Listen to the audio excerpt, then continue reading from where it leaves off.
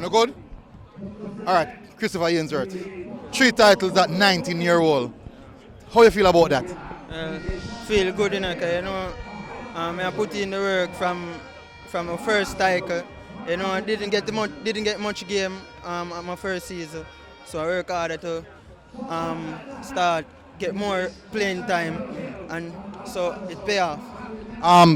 Going up against Mount Pleasant, this is the second time you're taking a title from them. How does that feel for you? Well, it's a good feeling. Mount Pleasant always a competitive team, and to beat them, it takes really hard work. So we have to just give thanks for the win.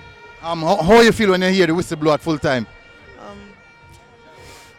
Words can't explain, but I miss my penalty, but my teammates told me that they got me. So yeah.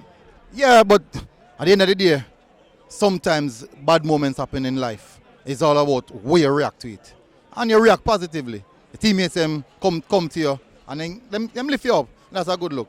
So what next for Christopher Ainsworth? I'm not sure yet. I hope to get a contract though. Yeah. All right, Christopher Ainsworth, bless up here. Brilliant performance.